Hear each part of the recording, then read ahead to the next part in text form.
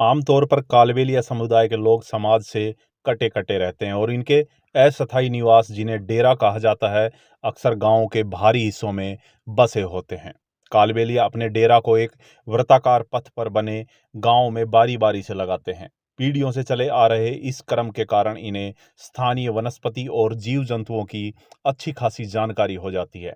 इसी ज्ञान के आधार पर ये कई बार व्याधियों के आयुर्वेदिक उपचार के भी जानकार हो जाते हैं, जो इनकी आमदनी का एक और वैकल्पिक जरिया हो जाता है। नमस्कार, मेरा नाम विनोद यादव है और आप देखना शुरू कर चुके हो आपका अपना सरल हिस्ट्री यूट्यूब चैनल, जहां आपको आपके इतिहास से रूबरू कराया जाता है। दोस्तों, अगर आप पहली बार हमारे चैनल पर आए हैं तो चैनल को सब्सक्राइब जरूर करें, क्योंकि यहां आपको इतिहास और उससे जुड़ी रोचक जानकारियों वाले वीडियो देखने को मिलेंगे। कालबेलिया नाम दो शब्दों से मिलकर बना है, काल और बेलिया।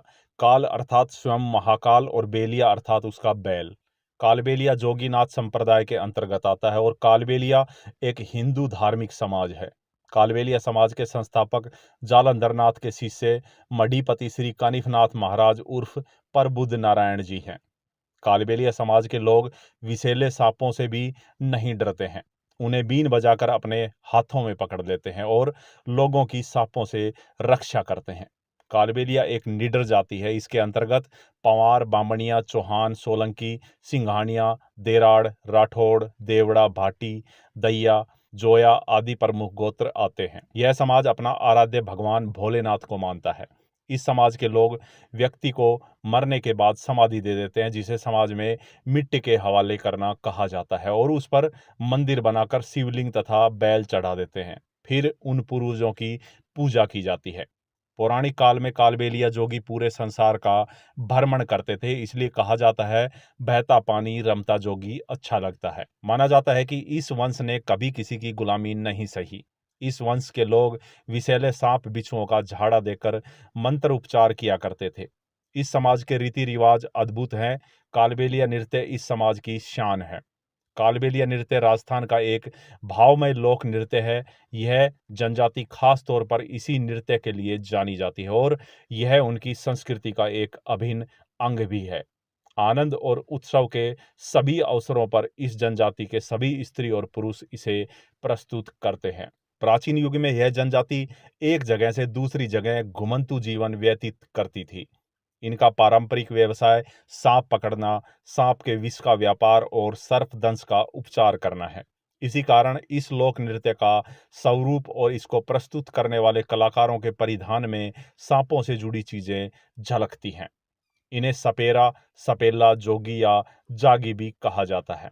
यह अपनी उत्पत्ति को गुरु गोरखनाथ के 12वीं सदी के शिष्य कलिंप्र से जोड़कर मानते हैं। कालबेलिया जाति की सर्वाधिक आबादी राजस्थान के पाली जिले में और इसके बाद क्रमशः अजमेर, चित्तौड़गढ़ और उदयपुर, जैसलमेर, बाड़मेर, जोधपुर, बीकानेर का स्थान आता है। ये एक खानाबदोश जीवन बिताते हैं और इन्हें अनुसूचित जनजाति का दर्जा प्राप्त है।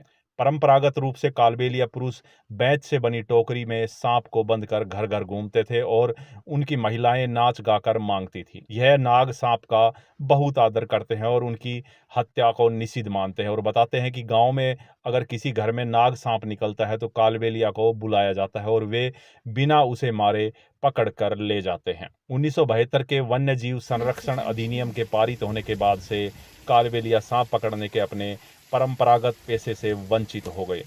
वर्तमान में कला प्रदर्शन उनकी आमदनी का प्रमुख साधन हो गया है और उन्हें इसके लिए राष्ट्रीय और अंतर्राष्ट्रीय स्तर पर ख्याति भी मिल रही है। फिर भी इनके प्रदर्शन के अवसर अत्यंत सीमित हैं और समुदाय के सभी सदस्य इसमें शामिल नहीं हो सकते हैं। अतः इनकी आबादी का एक बड़ा भाग खेतों में काम करके और पशुपालन द्वारा आजीविका कमाता है।